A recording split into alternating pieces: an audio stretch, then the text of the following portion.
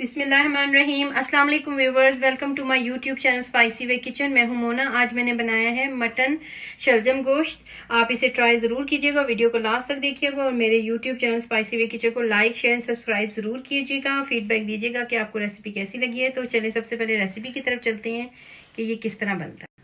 शलजम गोश्त बनाने के लिए मैंने हाफ किलो मटन लिया है जिसे मैंने धो के रखा हुआ है। हाफ किलो शलजम है और इसमें मैंने 10 से 12 जवे लहसुन के लिए हैं। आधी पोथी बनती है और 2 मीडियम साइज के प्याज हैं। 3/4 कप जो है ये मेजरिंग कप है, इसका मैंने ऑयल लिया है। अगर आप घी में बनाना चाहते हैं तो घी को हाफ कप ले लीजिएगा। 1.5 टीस्पून इसमें नमक है, 1 टीस्पून मिर्चें हैं और हाफ टी स्पून हल्दी है। नमक और मिर्चों को खुद एडजस्ट कर लीजिएगा। मैं इसको पतीले में बनाऊंगी क्योंकि गोश्त जितना पतीले में पकता है उसका टेस्ट ज़्यादा आता है। और अगर आप कुकर का इस्तेमाल कर रहे हैं तो आप जितने टाइम में गोश्त गल जाता है आप उसको एडजस्ट करके कुकर को खोलें। तो तब तक हम जल्दी से गोश्त को डालते हैं पतीले में और साथ मसाले डालते हैं। बहुत सिंपल, बहुत मज़ेदार सी रेसिपी है, ज़रूर ट्राई कीजिएगा। ये मैंने इसके अंदर हाफ किलो मटन डाल दिया है। ये पानी में डालूंगी तकरीबन ये 4 गिलास पानी है। और जब आप कुकर में पकाएंगे तो आप उसको एडजस्ट कर लें पानी को। ये सारे लहसुन और प्याज इसमें चला गया, नमक, मिर्चें, हल्दी।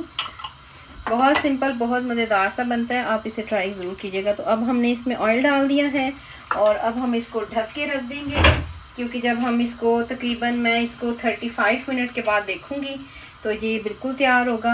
आप कुकर में अगर बना रहे हैं तो आप कुकर के हिसाब से अपने घर के टाइमिंग से उसको सेट कर लें। गोश्त गलेगा तो फिर हम इसमें शलजम काट के डाल देंगे। जब तक गोश्त जो है वो गलता है तो शलजम जो है हम काट के इनको इस तरह से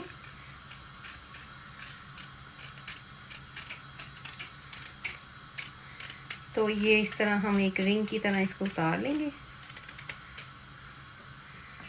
और उसके बाद जितना आपने इसका पीस करना है, छोटे पीस पसंद है तो छोटे कर लें, मैं इस साइज़ के रखूँगी ऐसे। तो इसी तरह मैं बाकी सारे शलजम भी काट के तैयार कर लेती हूँ। ये देखें, इसको मैंने 30 मिनट हो गए और गोश्त जो है वो बड़ा अच्छा सा गल के तैयार हो गया है। तो मैंने पहले ही कहा है कि मैंने इसको पतीले में बनाया। अगर आप कुकर में बना रहे हैं तो पानी उस हिसाब से डालें और उस हिसाब से इसको गला लें। अब यह है कि अब हम इसके अंदर सब्ज़ धनिया डाल देंगे। ये तकरीबन 2 टेबलस्पून के करीब सब्ज़ धनिया है। और अब हम इस सब्ज़ धनिया के साथ इसको अच्छी तरह से भून लेंगे ताकि ये जो लहसुन प्याज नज़र आ रहा है ये अच्छी तरह से मिक्स हो जाए और ये जो है वो ऑयल छोड़ दे। फिर हम इसके अंदर शलजम डाल देते हैं।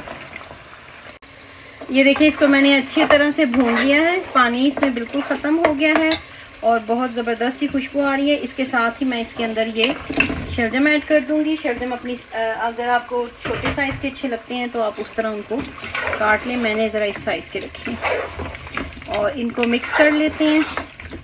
और उसके बाद हम इसके अंदर ये मैंने 500 ml पानी डाल दिया है।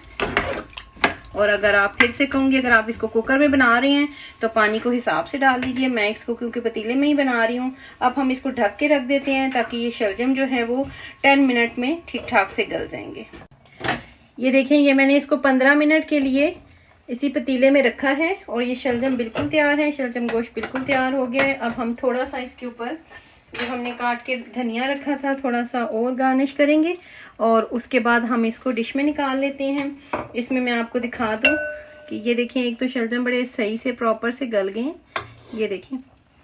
और दूसरा इसकी ग्रेवी दिखाना चाह रही थी कि इसमें आपको बिल्कुल लहसुन और प्याज नज़र नहीं आएंगे, इतने अच्छा तरीके से ये तैयार हुआ है।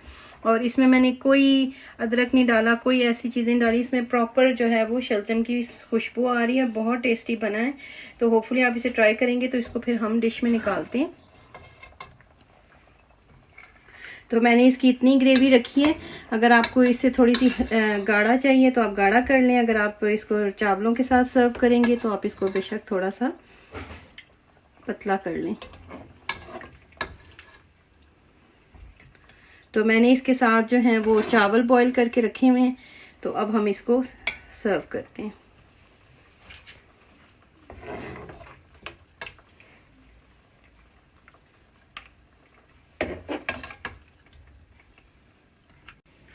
ये ले फ्रेंड्स, ये हमारे बहुत मज़ेदार से सिंपल से शलजम गोश्त बिल्कुल रेडी है। आप इसको बीफ में भी बना सकते हैं, मैंने इसको मटन में बनाया है। मैंने साथ बॉयल राइस किए हैं, और अगर आप चपाती के साथ खाएंगे तो इसका और भी टेस्ट आएगा। होपफुली आपको वीडियो पसंद आएगी। आप इसे लाइक एंड शेयर ज़रूर कीजिएगा और मेरे चैनल को सब्सक्राइब ज़रूर कीजिएगा और फीडबैक ज़रूर दीजिएगा कि आपको ये रेसिपी कैसी लगी है। अंटिल नेक्स्ट वीडियो, अल्लाह हाफिज़।